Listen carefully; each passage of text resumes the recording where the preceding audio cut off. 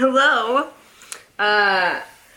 It's your fave, Nic Stone, here to present a very special First Chapter Friday, because it's for a book that is not out yet and does not come out until this fall. Let's jump on into it. I know the makeup is like mad extra today, but I was trying to match. How did I do? All right, so Dear Justice, this is my upcoming novel. All right. Dear Justice. Part 1, The End. Snapshot. 2 boys on a brand new playground, 2010. It didn't take much for Quan to decide he was leaving this time. He feels a little bit bad, yeah. Knowing Deja and Gabe are still in the house makes his stomach hurt the way it always does when he finds himself faced with grown people problems he can't fix. But Quan's only 9. Running away alone will be hard enough. Trying to bring a 4-year-old sister and a 2-year-old brother just isn't going to work. He's glad spring has sprung early. Didn't have time to grab a jacket as he fled. He's pretty sure there was too much commotion for anybody to notice, but he takes a few unnecessary turns en route to his destination in case Olaf, that's what Quan calls his mama's duck-ass boyfriend, which is what Quan's dad calls the guy, did notice Quan's exit. What Quan is sure of, he couldn't stay there. Not with dude yelling and throwing things away he was. Quan knows what comes next, and he couldn't watch again. It was hard enough seeing the aftermath bloom in the funny-looking bluey-purple blotches that made Mama's arms and legs look like somebody had tossed water balloons full of paint all over her. He couldn't really do anything anyway. Though Olaf, Dwight's the guy's actual name, isn't too big, he's a whole heck of a lot stronger than Quan. The one time Quan did try to intervene, he wound up with his own funky-colored blotch across his lower back from where he hit the dining room table when dude literally threw Quan across the room. Hiding that bruise from Daddy was nearly impossible, and Quan had to hide it because he knew if Daddy found out what really happened when Olaf/Dwight came around, well, it wouldn't be good. So, he made sure Deja and Gabe were safe in the closet. That was the most he could do. As Wynwood Heights Park looms up on the left, Quan lifts the hem of his shirt to wipe his face. It's the 4th time he's done it, so there's a wet spot now. He wonders if there will be any dry spots left by the time he gets the tears to stop. Good thing there's no one around to see. He'd never hear the end of it. He bounces his toes as his feet touch down on the springy stuff the new playground is built on. There's a sign that says it's ground up old tires, that the play structures are made from recycled water bottles and other discarded plastics, and that the entire area is green. But as Deja pointed out the last time Mama brought them all here, whoever built the thing didn't know their colors, because everything is red, yellow, and blue. The thought of his sass-mouthed little sister brings fresh tears to Quan's eyes. He makes a beeline for the rocket ship.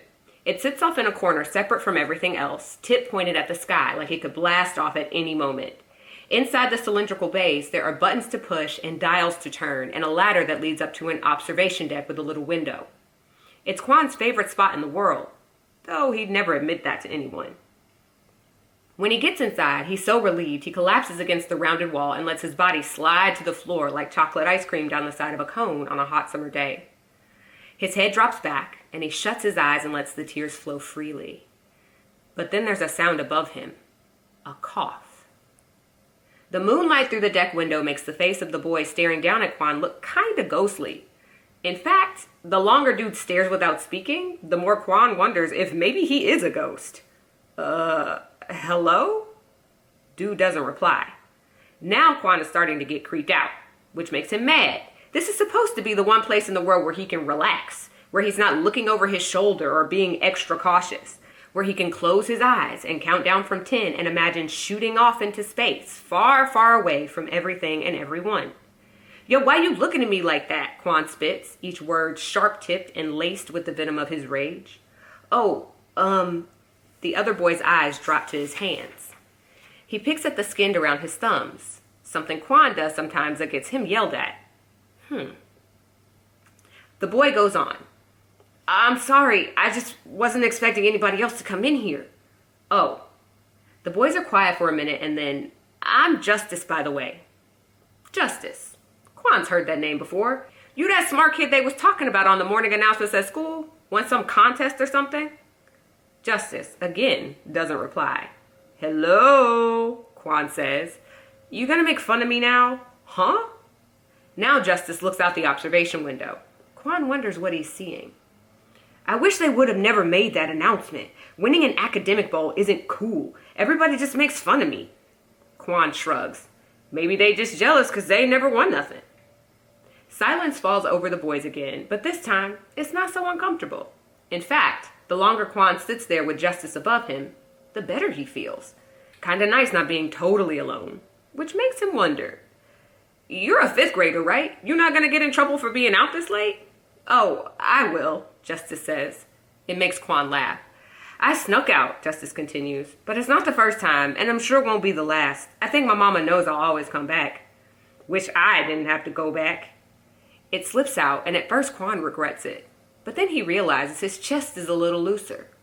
This one time at Daddy's house, Quan watched a movie about this big ship that hit an iceberg and sunk. And there was this one scene where the main lady was being tied into this thing that went around her stomach and laced up the back like a sneaker. He later learned it was called a corset. But that's what comes into Quan's head when he thinks about his life. My mom's boyfriend is an asshole, he continues. The laces loosen a little more. He's my little brother and sister's dad, so I kind of get why my mom keeps dealing with him. A little looser. But I hate him. Every time he come around, he mad about something, and he takes it out on my mom. Sounds familiar, Justice says. And I be wanting to stick around for my brother and sister, but wait.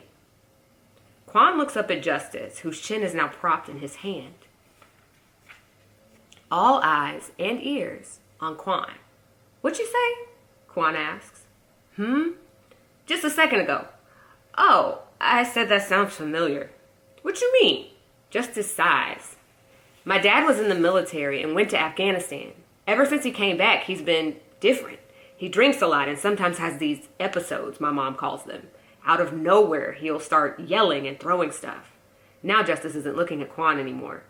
He hits her sometimes. Justice swipes at his eyes.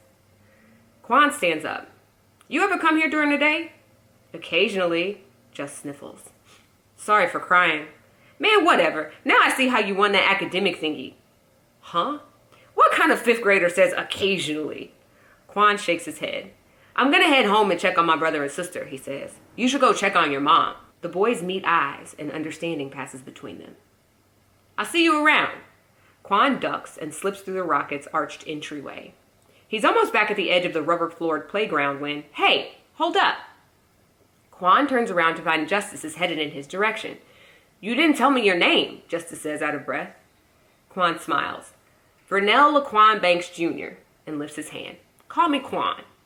It was real nice to meet you, Quan, Justice says, smacking his palm against Quan's and then hooking fingers.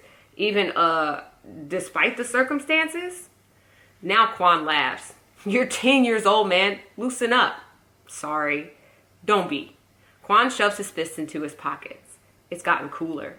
Nice to meet you too, Justice. And Quan turns on the heel of his well-worn Jordans and heads home. So this book is I call it a sequanian because it's like a sequel because it happens like right after Dear Martin, but it's also kind of a companion because it's from the perspective of a different character. I don't think you need to read Dear Martin or need to have read Dear Martin to read this, but I do want to give, since it's not out yet, a little bit of background as to why I wrote it. So what I'm just going to do here is read the letter in the front of this advanced reader copy because I think it'll give some insight. Dear reader, I didn't really intend to write this book. Sound familiar? It should. I said the exact same thing in the opening letter of Dear Martin.